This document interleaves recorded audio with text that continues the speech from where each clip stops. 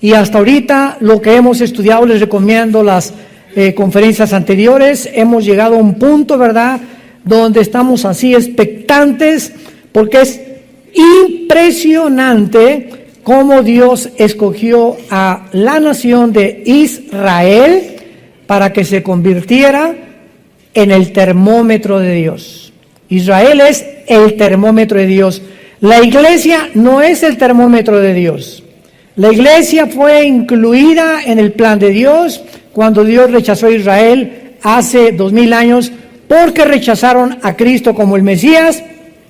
Dios nos pone a nosotros porque no hay nadie indispensable en la obra de Dios, pero cuando Dios regrese a tratar con Israel, Romanos 9, Romanos 10, Romanos 11 lo explican claramente, Oseas capítulo 5, Oseas capítulo 6, Ezequiel capítulo 37, etcétera, etcétera, etcétera, etcétera, Apocalipsis capítulo 11, entonces la iglesia no puede estar aquí en la tierra.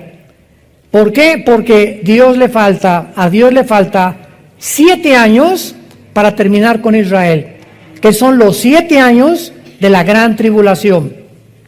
Cuando Dios le dio la profecía a Daniel, capítulo 9, versículo 24 al 27, que se conoce como las 70 semanas de Israel, Dios le dijo a Daniel muy claramente, Israel se encontraba en un punto muy delicado de su historia, porque los 70 años que se habían profetizado Jeremías de que Israel iba a pasar en Babilonia, cautivo, exiliados, estaban a punto de cumplirse.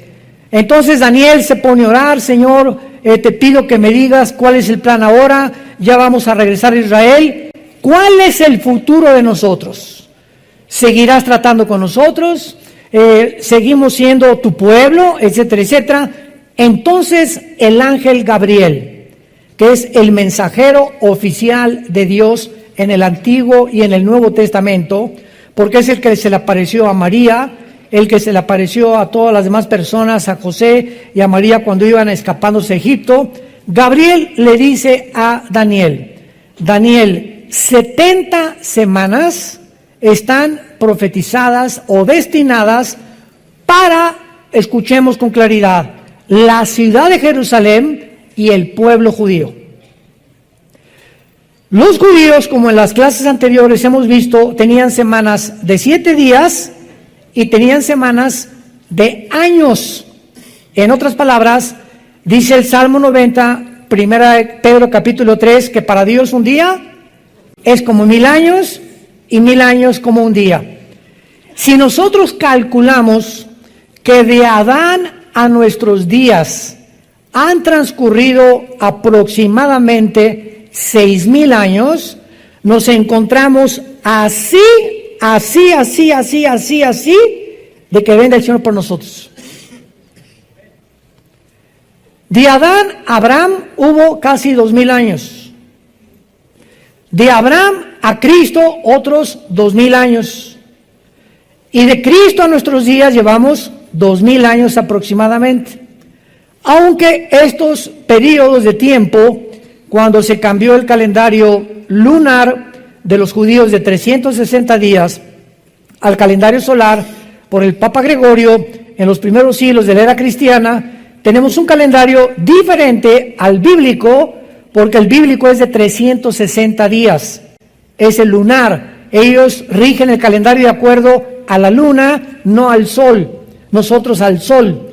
Y nuestro calendario se le aumentaron 5 días, minutos y segundos, 365 días. Muy bien, pero aún tomando en cuenta todos estos días que se aumentaron al calendario, más los años bisiestos, etcétera, etcétera, nos encontramos verdaderamente en el borde, ¿verdad?, en la orillita ya de que la consumación del plan de Dios para su iglesia llegue a su término. En cualquier momento, millones de seres humanos desapareceremos de este planeta.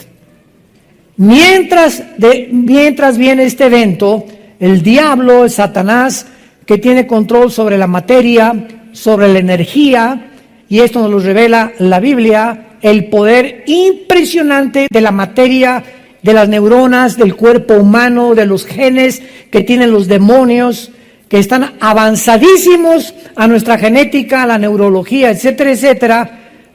El mundo tiene que comenzar a entender que cuando desaparezcamos, millones de personas, ¿qué van a contestar los científicos ateos?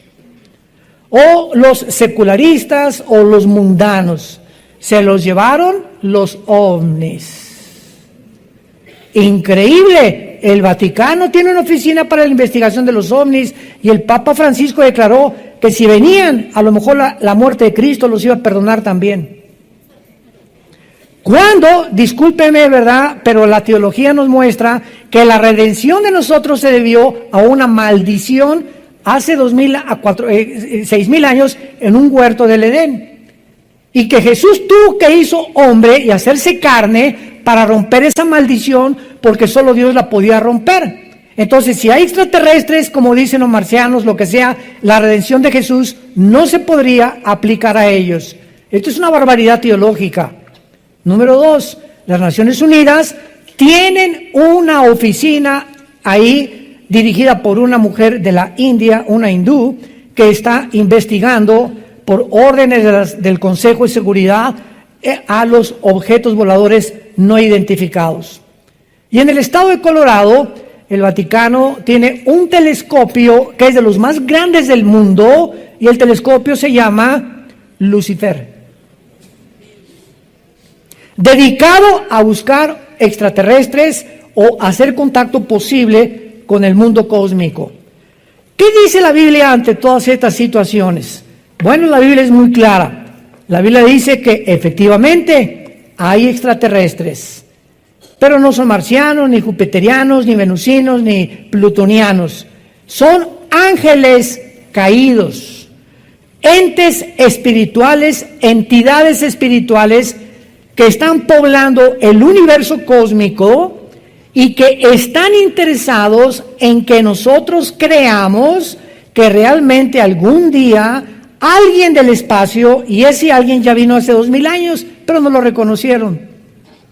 Que venga alguien del espacio, ya no es Jesús, ahora quieren un extraterrestre para que venga a la Tierra y nos dé ideas, o tal vez que nos comunique buenos prospectos para acabar con la pobreza, erradicar con la injusticia, el problema climatológico, etcétera, etcétera. Y es increíble la burbuja de utopía, en la que el mundo se encuentra, ahora sí con sueños, quién sabe de cuál fuman o de cuál se inyectan, para llegar a creer que algún día el mundo mejorará con la intervención de los ovnis. Entonces, estos ángeles caídos, como hace poco una persona me dijo que es especialista en ovnis, ¿por qué ustedes no creen en los ovnis los cristianos? Y le dije, claro que creemos en los ovnis. Hay documentos científicos, así como hay videos buenos, hay videos falsos, hay fotos, hay testigos de astronautas. Y los astronautas, la mayoría, son personas educadas, con una disciplina férrea, personas de un carácter científico en matemáticas, en astronomía, muy elevado, mucho más que nosotros, que han dado testimonio, que han pasado enfrente de ellos objetos voladores no identificados. Solamente hemos visto algo que pasó, que rompe la barrera del Mach 1, Mach 2 del sonido, y es lo único que podemos testificar. Es algo incomprensible y que la ciencia no puede todavía determinar. La Biblia nos revela que los ángeles caídos tienen el poder de materializar la energía. ¿Qué quiero decir? El diablo puede hacer que esto comience a levitarse, puede hacer que tú oigas sonidos de cadenas en el techo de tu casa, que tu televisor se prenda sin que nadie lo prenda, que las ventanas de tu casa se comiencen a doblar, que puedas comenzar a oír voces que te diga, mata a esa persona, o envidia a esta persona, o tú no eres nada, y te vas a morir, y te queda muy poco de tiempo, nunca te vas a casar, te vas a sacar como Gutierritos, etcétera, etcétera. Y estamos influidos por voces que tú dices, ¿de dónde vienen estos pensamientos? Vienen de demonios. Por eso dice la Biblia, Romanos 12:2, que renovemos nuestra mente. Cuando en el capítulo 7 del Éxodo, Moisés llega ante el faraón y agarra la vara que traía como una prueba de que Dios era más grande que los brujos del faraón y la avienta al piso, y los brujos hechiceros de faraón hacen y repiten el milagro de que la vara, un objeto inanimado que es de madera, se convierta también en serpientes, con la única diferencia que la vara de Moisés se comió las varas de los hechiceros. Pero ¿qué nos quiere decir Dios con esto? Satanás tiene el poder de materializar la energía y hacer que algo recobre aparentemente vida. Entonces, esto es impresionante a la luz de lo que la gente trata de buscar a través del conocimiento científico. Entonces, ¿qué cosa es lo que estamos viendo en el cielo? Es real. Sin embargo, si lo quieres apuntar, los ovnis son la materialización de la energía satánica. La materialización de la energía satánica. Ellos pueden hacer aparecer un avión, un globo, pueden producirte visiones, pueden producirte lo que le llaman en Alcohólicos Anónimos el delirium tremens, que tienen los borrachos que ven objetos y ven monstruos y le llaman delirium tremens, que están tremendamente influidos por visiones o cosas que se les aparecen, que es real, son demonios. Entonces, esto que está pasando desde 1946, 2 años antes de que Israel se independizara como Estado soberano, comenzaron las apariciones de los ovnis que se han multiplicado hasta nuestros días. Ahora el mundo ya, el Vaticano, las Naciones Unidas, los medios de comunicación, cuando desaparezcamos millones de personas, tendrán una excusa para explicar, entre comillas, científicamente, por qué desaparecimos del planeta Tierra. Se los llevaron los ovnis, se llevaron a los religiosos, a los que estaban en contra de todas estas cosas, y ahora sí comamos y bebamos, porque ya no tenemos ningún mandamiento más que los que queramos nosotros proponer, hacer nuestra ética y nuestra moral. Y este mundo se dirige a una economía global, a un gobierno global, a un sistema militar global, que el anticristo lo va a cumplir, profetizado hace más de 2000 años. Todas estas profecías nos damos cuenta que desgraciadamente no cabe duda que es una de las preguntas más relevantes del cristianismo: ¿cuándo y cómo regresará Jesucristo? Sin embargo, el estudio de la escatología, santos de Dios, damas y caballeros, escato más allá, logos, conocimiento. La rama de la escatología trata con los acontecimientos de los últimos tiempos. Es una rama de la teología. Y desgraciadamente, el estudio de la escatología ha sido muy pobre y ha dejado un vacío tan grande que ha dado una explosión de enseñanzas falsas. Entonces, por todos lados oyes, ¿cuándo viene Cristo? Pues yo creo que en el pretribulacionismo, no a la mitad de la tribulación, no al final de la tribulación, otros que ni el milenio existe, otros están diciendo que ni siquiera existe el rapto. Increíble. Impresionante, que el rapto ni siquiera existe. Entonces, toda esta serie de enseñanzas, vemos que la sana doctrina ha sido reemplazada por mensajes que apelan a las emociones, y el discernimiento ha sido abandonado por experiencias místicas.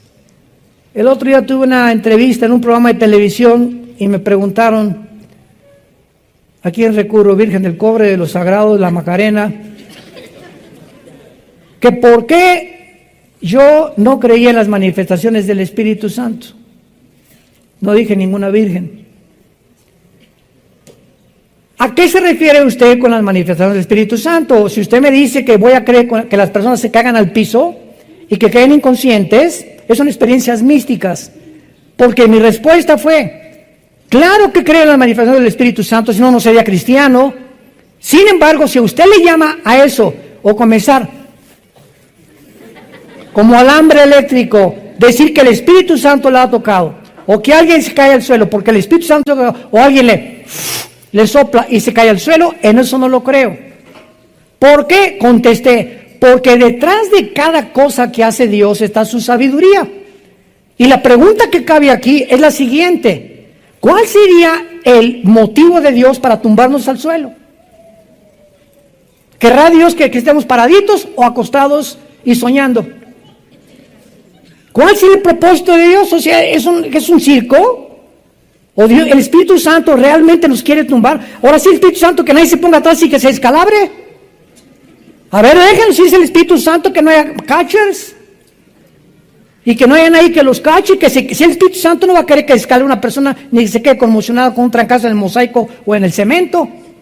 Estamos en un mundo tan engañoso, pero tan engañoso, que se comienza a propagar. Esto comenzó en los 90 del siglo pasado, con un predicador que ya escuché, parece que hasta se arrepintió, americano, que me reservo su nombre, y se quitaba el saco, y órale, y tumbaba, y todos para atrás. ¿Ustedes creen que el Espíritu Santo quiera dar esos espectáculos? A ver, me quito mi saco para que vean que aquí yo traigo el poder de Dios. Mejor no lo digo la palabra. ¿Qué tiempos estamos viviendo? Bueno, la cuestión es que han pasado casi 2000 años desde que Jesús ascendió al cielo, y la cristiandad tiene ahora que realmente reconciliar dos posiciones paradójicas aparentemente en cuanto al regreso de Jesús. De esto se trata esta serie. Número 1, nadie sabe la hora ni el regreso de Jesucristo.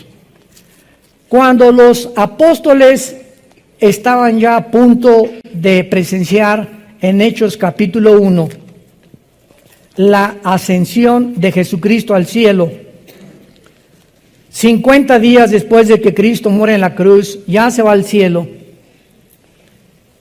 le preguntaron en el versículo 6 del libro de los Hechos, capítulo 2, Hechos 1, 6 y 7, vean ustedes, los discípulos, los apóstoles, ya Cristo había resucitado. En el camino de Maús ya había caminado con dos de ellos, ya les había explicado, tardos para oír a Moisés y a los salmos y los profetas, que el Hijo del Hombre tenía que morir y resucitar a los 3 días.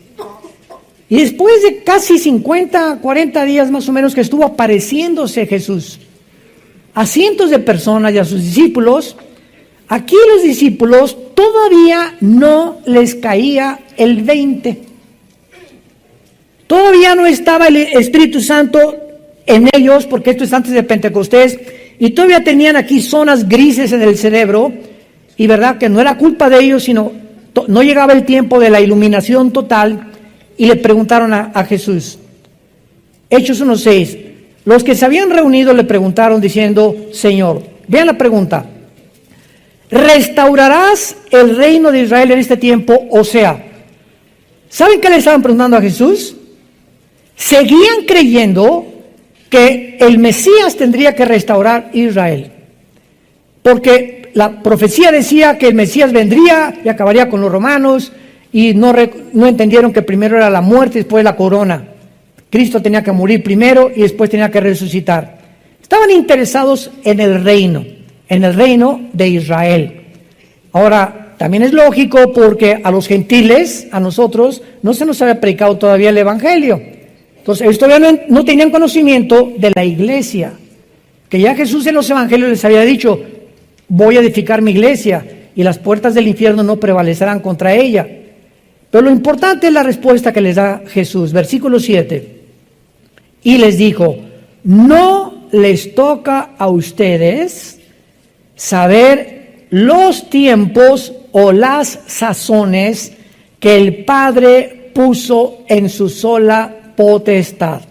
A los que les interese, apunta estas dos palabras que en el original griego se tradujeron al español tiempos o sazones. La palabra tiempos es la palabra cronos, C-H-R como suena, O-N-O-S.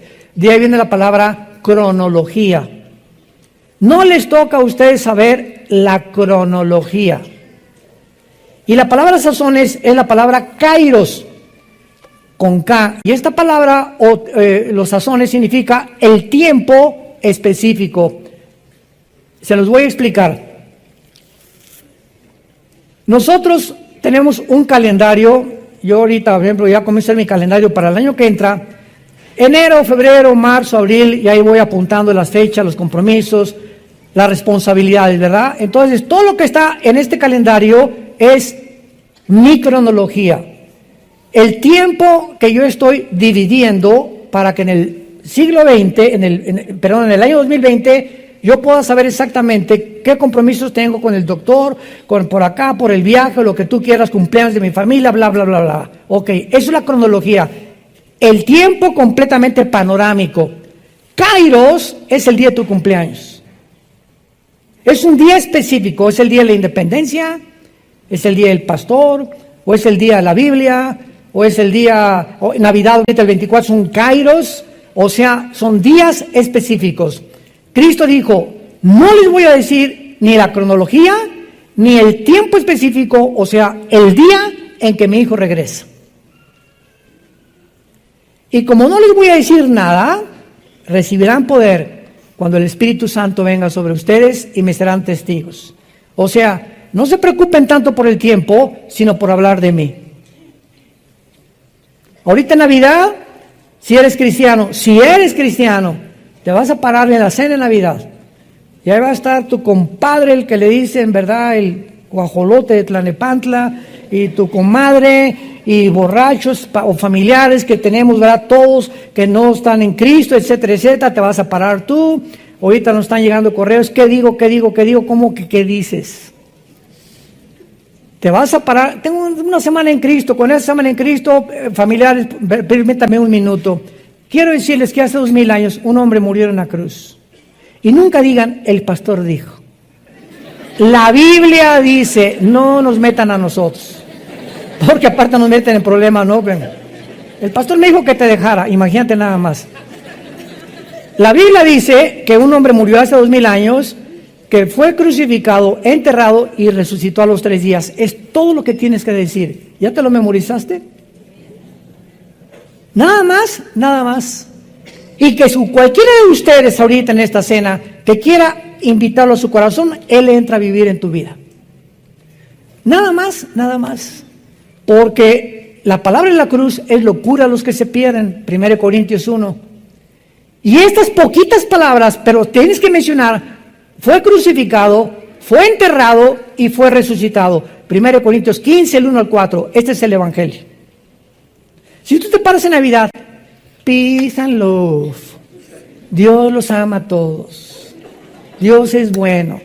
Y Dios quiere lo mejor para todos ustedes, bendiciones. ¿No quieren aceptar a Jesús? Nadie va a entender lo que les dijiste. ¿Cuál Jesús? Yo tengo un familiar que se llama Jesús. Una señora me dijo, yo también creo a Jesús. Le dije, ¿el de la Biblia? Si usted cree en Jesús de la Biblia, usted sigue al Jesús de la Biblia. Pero el Jesús que usted está me diciendo, 1 Corintios 11, del 3 al 4, dice, si alguno recibe a otro Jesús que no es el de la Biblia, o otro espíritu, no es realmente de Dios. Vean qué sutil está esta cosa. Yo creo en Dios. Pregúntale, ¿en cuál? Los hindúes tienen 6 millones. Yo creo en Jesús. ¿En cuál Jesús? ¿El de la Biblia? ¿Lo estás siguiendo? ¿Sigues al Jesús de la Biblia o te has hecho tu propio Jesús? Y lo sigues cuando te da la gana, cuando te conviene, y has puesto tus 10 mandamientos sin tomar en cuenta el Jesús de la Biblia. ¿Ven cómo es la gente? Entonces tenemos la responsabilidad de ser testigos en cualquier momento, y más en esta época tan importante, donde los corazones están preparados para recibir a Jesucristo. Muy bien. Veamos ahora claramente que un estudio cuidadoso de la Biblia nos va a mostrar esta gran equivocación de que el rapto y la segunda venida es lo mismo, de que la iglesia va a pasar la gran tribulación, etcétera, etcétera. Es imposible que la iglesia atraviese la tribulación. En la profecía de las 70 semanas, si es en años, ¿cuántos años estamos hablando? 70 por 7, ¿cuánto es? 490 años. Daniel, apúntale Daniel, y apúntenle todos. Los últimos 490 años que quedan de historia son para Israel. Los últimos les doy 490 años más de que yo trato con ustedes. Daniel, atención. Desde que venga la orden de restaurar la ciudad de Jerusalén, que vino en Nehemías, el libro de Nehemías capítulo 2, del 1 al 4, por el rey Artajerjes de Persia, que ahorita es Irán. Cuando se dé la orden de restaurar Jerusalén hasta que muera el Mesías, habrá 483 años, o sea, 69 semanas. ¿Me van siguiendo con cuidado? 69 semanas de años son 483 años. Y tomando nosotros en consideración esta profecía, que es la más asombrosa, que le funde los fusibles a cualquier persona que se llame matemático o físico matemático, no existe en la Biblia ni en ningún otro libro en el mundo una cronología tan impresionante para que tú puedas calcular desde que se dio la orden hasta Cristo se cumplieron exactamente 483 años. ¿Cuándo se cumplió el final de la profecía? Cuando Cristo entró en su burrito a Jerusalén, el domingo de Ramos, y a los 5 días lo crucificaron. Ahora bien, 483 años se cumplen. Al cumplirse los 483 años, Israel rechaza al Mesías. No te queremos, que la sangre, sí, que la sangre caiga sobre nuestras cabezas. Y entonces Dios cierra el reloj contra Israel y deja de tratar con ellos y se vuelve a otro grupo, a otra entidad que se llama la iglesia, que somos nosotros. Entonces, cuando los judíos, Cristo fue judío, Abraham, Isaac y Jacob fueron judíos, Judá, de donde vino Cristo, era judío, los primeros cristianos eran judíos, y los judíos fundan la iglesia. Pero ahora les dice el Espíritu Santo, ya no les prediquen más que a los gentiles, y comiencen a expandir este evangelio a todas las naciones, ya no solamente a Israel. A Israel, dice Dios, ahí lo dejo, guardadito, sentados en la banca, y no van a jugar mañana contra el América. Cuando un jugador lo pone en la banca, no significa que está descalificado, simplemente lo tiene el entrenador ahí guardado para meterlo al minuto 30, al 40, de acuerdo a la consideración física del coach y de su estrategia. Entonces así Dios ha puesto en la banca a Israel, y en el tiempo de Dios los va a meter al juego cuando nosotros seamos sacados ya de aquí. Por eso es imposible que la iglesia esté en la tribulación. Ahora bien, de 483, ¿cuánto falta para 490? 7 años. Estos 7 años son los 7 años de la tribulación, que no es para la iglesia. Gabriel le dijo, son para Jerusalén y para los santos.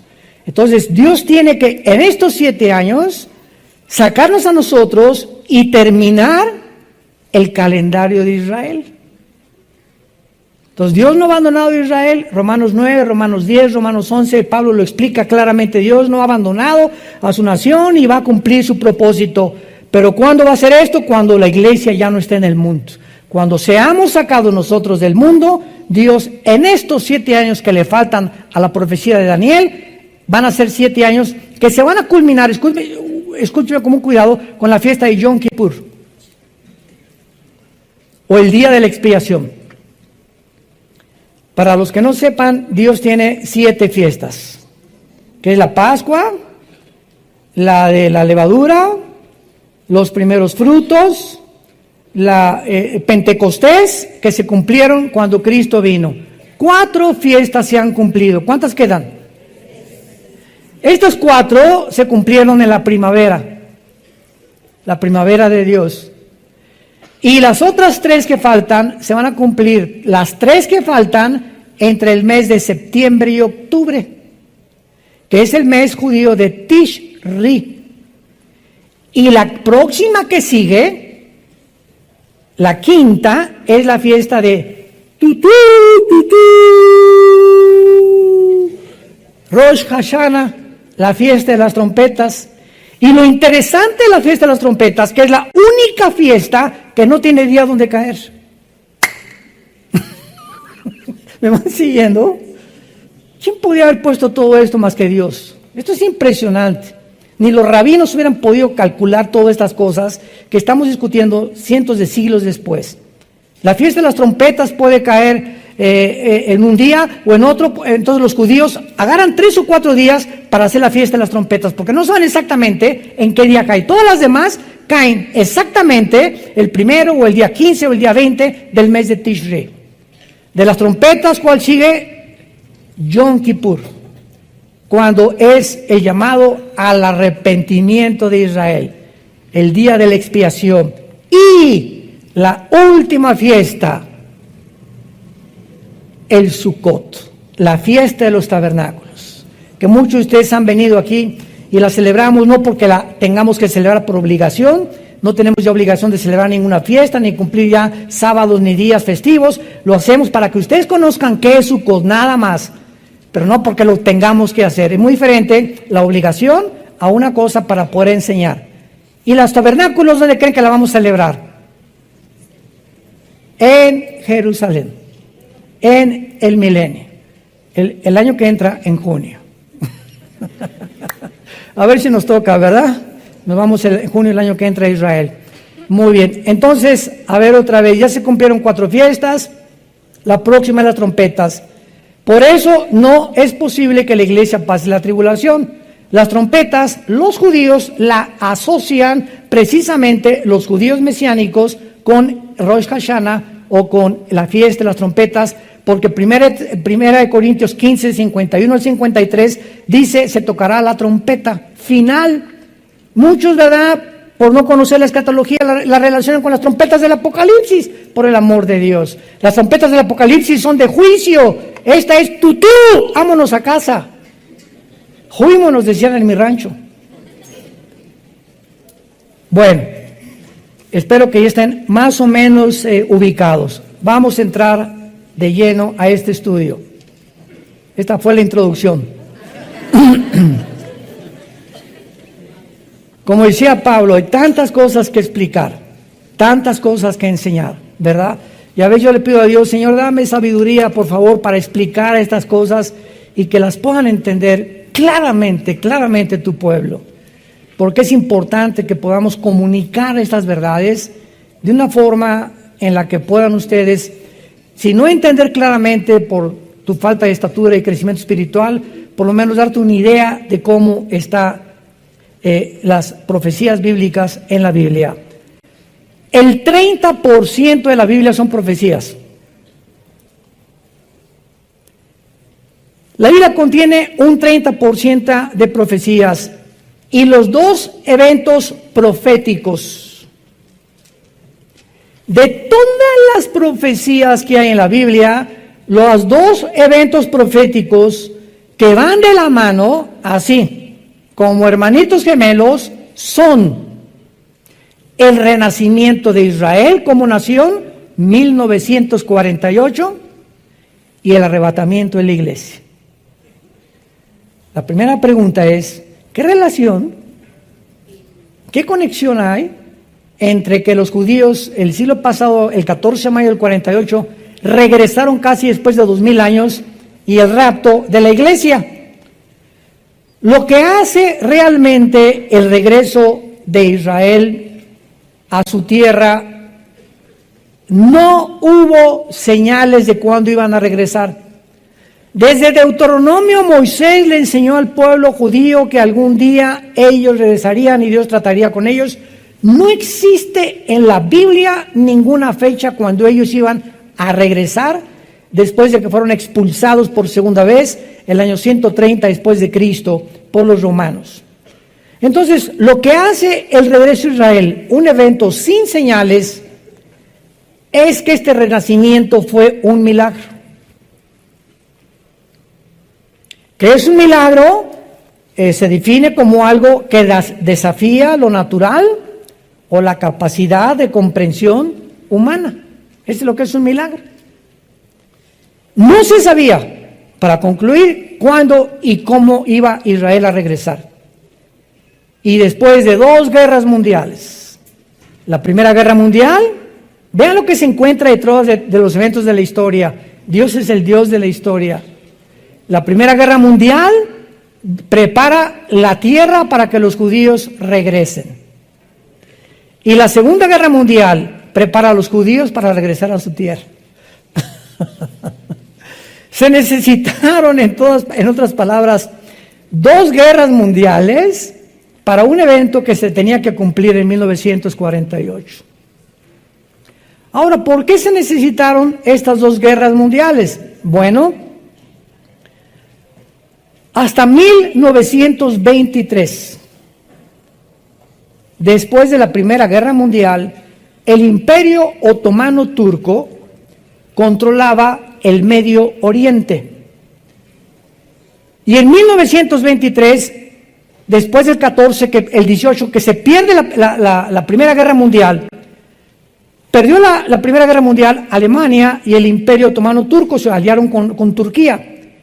Y al eliminarse el imperio de los otomanos turcos musulmanes, los ingleses de 1923 a 1945 toman el control del Medio Oriente. El general Allenby en 1923 entra a Jerusalén y los últimos musulmanes que quedaban del Imperio Otomano van para afuera. Esto fue, si no hubieran vencido los ingleses a los otomanos, ¿cómo podría Israel regresar a su tierra? Síganme con cuidado. O sea, vean cómo Dios prepara en la historia todo para que sus profecías se cumplan. Viene la Segunda Guerra Mundial, la persecución de los nazis contra los judíos. El diablo sabía, la única verdad que el diablo sabía era que Israel iba a regresar a su tierra. Y el diablo sabía que cuando Israel regresara a su tierra, tenía que comenzar a contar sus días. Porque para que Israel regresara a su tierra, se tenían que cumplir todas las demás profecías. Si Israel no hubiera regresado, ¿a quién va a perseguir el anticristo? Si Israel no hubiera regresado, ¿qué templo iban a levantar? Si Israel no hubiera regresado, ¿cómo podría cumplirse la semana 70 de Daniel? Entonces, era imprescindible que Israel regresara. Y los nazis propiciaron que el mundo se apiadara y tuviera misericordia. En aquel tiempo era la Liga de las Naciones. Votaron, creo, 23 contra 12 votos, que por fin los judíos les permitieran regresar a su tierra casi después de 2000 años. Señores historiadores que nos están escuchando y señores sociólogos que nos escuchan, el regreso de Israel a su tierra es el milagro más grande de cualquier nación en toda la historia de la humanidad. No ha habido un milagro semejante donde una nación, ya no después de casi 2000 años, sino después de una sola generación, que es aproximadamente 80 años, regresar a su tierra con su religión, con su cultura, con su estado y con su idioma. No pudieron las naciones absorberlos. Los franceses no les cambiaron su idioma, ni los ingleses, ni los italianos, ni los mexicanos, ni nosotros vamos a Texas, o nuestros paisanos que ya se han ido, ya no quieren hablar español. En casi una generación, 80, 100 años. Porque quieren, y eso es un fenómeno normal de la sociología, se quieren adoptar a la cultura. Y mi esposo y yo tenemos cantidad, ¿verdad? Tenemos un paisano jardinero que va cada 15 días a la casa de ustedes a cortarnos ahí el pastito de la casa y le preguntamos, ¿verdad? Oye, y el español ustedes saben que hablan o mencionan, le llaman mocho, ¿verdad? O sea, no es realmente un castellano. Y vienen sus hijos a ayudarlo a cortar el pasto y hablo con ellos y me hablan en inglés. Y le digo, ¿por qué no quieres hablar español? Y me dice, papá, es que a la escuela les da vergüenza. Quieren ya desde niños ser aceptados como norteamericanos para no ser marginados ni rechazados por el racismo que existe todavía. Y estos señores judíos, 2000 años, damas y caballeros, y regresan hablando hebreo. Cada niño que nacía, va, este es nuestro idioma, esto es nuestro idioma, esto es nuestro idioma, esto es nuestro idioma. Es un milagro porque nunca jamás se volvió a dar en la historia ni se ha dado de la humanidad. ¿Van ustedes entendiendo por qué es tan significativo, tan importante el regreso de Israel en 1948 en la relación con las profecías bíblicas? Ahora, muy bien, esto es lo que hace este renacimiento nacional, no espiritual. Espiritual será cuando después de la tribulación se conviertan, Romanos 11, 25, 26, y todo Israel será salvo. Los que crean en el Mesías, desde luego, hasta que Cristo venga. Y ya podrán, creyendo en el Mesías, entrar al milenio junto con todos nosotros, que regresaremos con Cristo en su segunda venida. Muy bien, esto es lo que hace milagroso este regreso.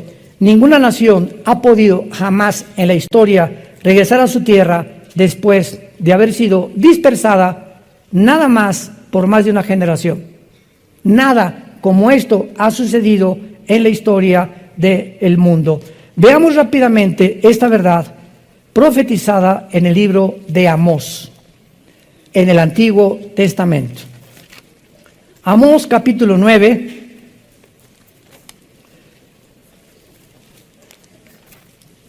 Versículo 14 y 15. Esta profecía es impresionante, sencillamente cautivadora. Ahora sí que de veras, la persona que no quiera creer es porque no le conviene creer.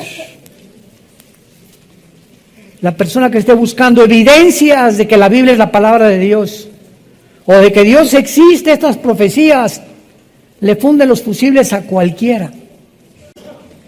Voy a leerles una profecía que fue escrita hace 2600 años. ¿Cuánto?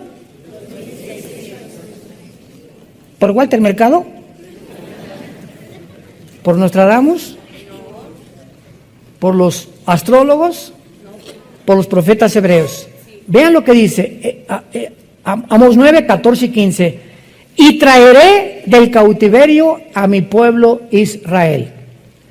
Edificarán las ciudades asoladas, número 1, las habitarán, plantarán viñas y beberán el vino de ellas, harán huertos y comerán el fruto de ellos, pueblos...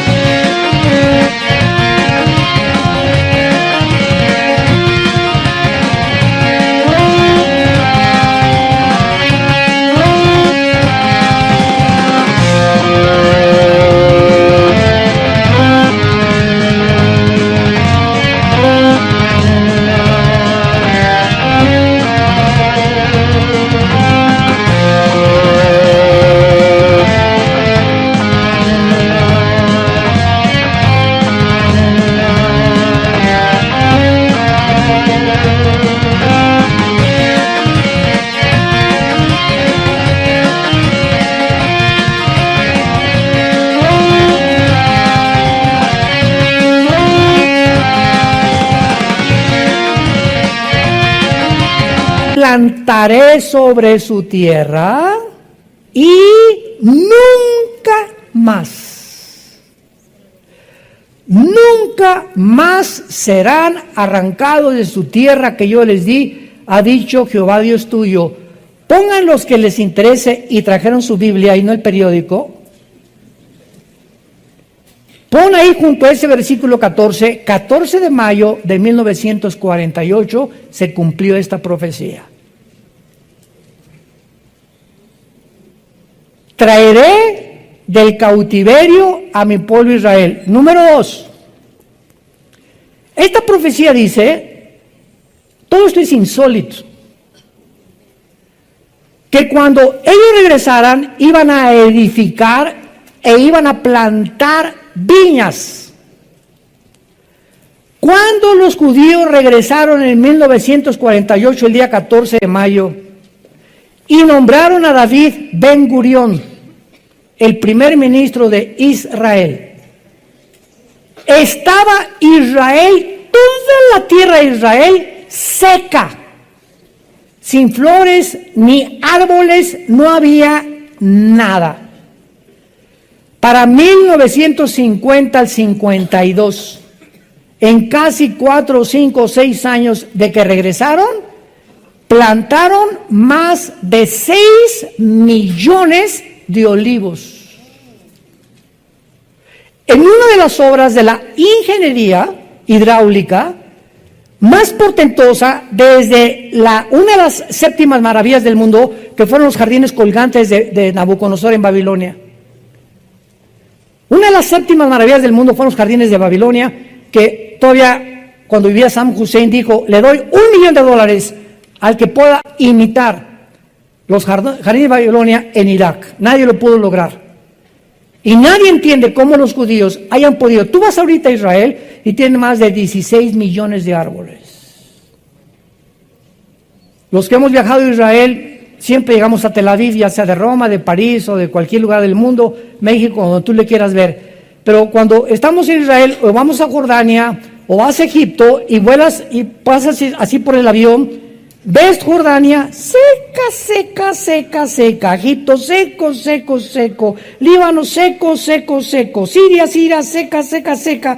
Y llegas y haz de cuenta que llegas a un jardín. Y es exactamente para compararte cuando cruzas de Texas a México.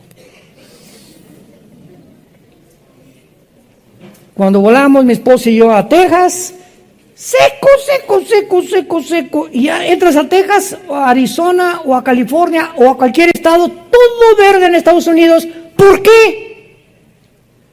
¿Por qué esa grande diferencia? Todo ordenado, todo se respetan a la autoridad, etcétera, etcétera. ¿Qué es lo que hace estas culturas diferentes unas de otras? La Biblia. La Biblia. Resulta que Estados Unidos, en 1625, cuando llegaron los peregrinos huyendo de la persecución del Vaticano a Inglaterra, y llegaron a Estados Unidos, al estado de Virginia, a Rhode Island, 1625, con este libro. Y fundaron Estados Unidos con este libro. Y cuando llegaron a nosotros a colonizarnos y a conquistar México, llegaron los españoles con Fray Bartolomé de las Casas, con religión, se juntan con los indígenas y los aztecas y se vuelve un sincretismo entre religión y brujería. Y ahora tenemos eso. Tú entras a cualquier iglesia y hay gárgolas por todos lados. Incienso, y esto, y misticismo, y por acá, y por allá. Me acuerdo que había una bruja llamada Doña Pachita, tu madrina. Es broma. Y me acuerdo que mi hermano Alejandro, ¿verdad? Él fue el que me vio a Cristo, es el director del ITI. Mi hermano Alejandro fue hippie. Tenía su pelo hasta acá y peace and love, ya saben cómo era la época de los 60, 70, ¿no? Y él me dice que fueron a ver a Doña Pachita, allá a Oaxaca, y a probar los hongos alucinantes. Mi hermano, gracias a Dios, que quedó bien, normal después de todo. Lo salvó Cristo, ¿verdad? Y restauró su mente y todo. Pero me platicaba, ¿verdad?, que cuando experimentaron con estos hongos alucinantes, una de las cosas que Doña Pachita tenía a San Juan Bautista, tenía a Cristo, tenía vírgenes, tenía a Nostradamus, tenía a todos. O sea, dentro de la brujería tienen sus vírgenes, tienen esto, tienen el otro, pero también tienen a sus brujos y a sus chamanes. Entonces, ¿cómo puedes reconciliar la mezcla del ocultismo con la luz? Ahorita comienza ya a despejar tu mente y a darte cuenta que esto es incongruente, pero que por resultado de la ignorancia de este libro, pues las naciones caen en lo que la mayor parte han caído. Como se acuerdan del chiste que les conté ayer en el desayuno, el Día de Muertos en México. Llega la India María con su olla de mole y se sienta junto a su muertito. Y llega también la señora Pompidou con su ramo de arroz. India bruta, ¿cuándo crees que va a venir tu muertito a comerse el mole? Y le contesta la India María: cuando venga el suyo por las flores. Tanto ricos como pobres viven una ignorancia, un paganismo, ¿verdad?, que la Biblia nos quita las vendas y nos da la luz y de saber que un cristiano no regresa nunca al panteón. Porque Jesús dijo que es la resurrección de la vida y no hay más que gusanos y huesos. Tu muertito no se va a comer el mole, ni tampoco las flores las va a oler. Pero eso lo hacemos cuando ignoramos qué se encuentra detrás de todo, las fiestas y las cosas que nosotros, por tradición, porque es una tradición nada más, hacerlo. Bueno, y finalmente, vemos aquí en esta profecía de Amós que estamos estudiando, para terminar, que plantan los judíos casi 6 millones, cumpliéndose el versículo 14, y en el versículo 15 culmina esta profecía, Amós 9:15, pues los plantaré sobre su tierra, y la promesa de Dios es que cuando regresaran en 1948 a su tierra, nadie los iba a volver a arrancar. A pesar de ser así una minoría, asombraría al mundo el sistema de defensa que iban a desarrollar, que hasta el siglo XXI Israel tiene los mejores pilotos del mundo, más que los MiG rusos y los F-35 que tienen ya los americanos y que los ingleses. No hay aviación como Israel ahorita. No hay tecnología en armas y en internet y en la cibernética como lo que han desarrollado los judíos. Llegaron los judíos el 14 de mayo a las 5:30 de la mañana del día 15 de mayo, los atacaron 4 naciones árabes. Se fueron contra ellos. Vino 1952, 54, los volvieron a atacar. Y para terminar con la guerra milagrosa de los 6 días, del 1 al 6 de junio de 1967, donde se juntan todas las naciones árabes dirigidas por Gamal Abdel Nasser, el presidente de Egipto en aquel tiempo, reúne a los jerarcas de Jordania y a toda de Egipto, de Siria, de Irak. Exterminemos a los judíos, echémoslos al mar Mediterráneo. ¿Saben ustedes lo que pasó en la guerra de los 6 días? Ahorita somos como 2,000 personas en este auditorio. Dentro de las leyes de las probabilidades, señores matemáticos, si tuviéramos nosotros 100 rifles y nos rodeara ahorita un ejército de 1,000,000 de soldados, somos 2,000, ¿cuántas probabilidades tendríamos de salir vivos? 10 a la 12ª potencia. Imposible. Son las mismas probabilidades que tenían los judíos en comparación con su armamento, sus tanques y sus aviones, de salir vivos de esta guerra. El general Schwarzkopf compra su libro, su biografía, que fue un cadete de West Point y dirigió la invasión, no la invasión cuando sacaron a San José en 1990-91 de la guerra del Golfo Pérsico. El general Schwarzkopf dijo en su libro: yo soy un militar, tengo casi 80 años de edad, se murió hace algunos años. Nunca ni las falanges de Alejandro el Magno, ni Napoleón Bonaparte, ni los Pirineos de Aníbal, no conozco ningún ejército que haya podido sobrevivir, ni la estrategia que tuvieron los judíos, como la guerra de los 6 días.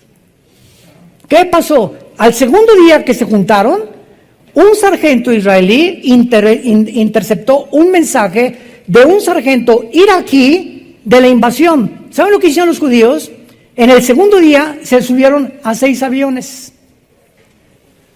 Se elevaron hacia el cielo y comenzaron a las 4:30 de la mañana del día tercero. Acabaron con toda la aviación de los egipcios. Se fueron sobre el aeropuerto de Jordania. Total que en el quinto día, los ejércitos enemigos no tenían un solo avión. Ellos controlaban el aire. Y controlando el aire, controlaron la tierra. Cuando controlamos la oración, controlamos lo de abajo. Todo tiene una relación con el mundo espiritual. Esto es asombroso. Son como las guerras de Josué, ilustran cosas espirituales del Nuevo Testamento. Bueno, total que ya los tanques arrasaron. En el 6º día, Los judíos estaban en el Sinaí, habían entrado a Egipto hasta el Sinaí, habían conquistado las colinas de Golán. El año que entra las vamos a visitar cuando nos vamos al barco, y habían conquistado la Franja de Gaza y el Banco Oriental en 6 días. ¿Saben por qué acabaron en 6 días? Porque el séptimo tenían que descansar. Hasta con eso. No hay coincidencias, de veras, esto es asombroso, ¿verdad? Este es el Israel de Dios.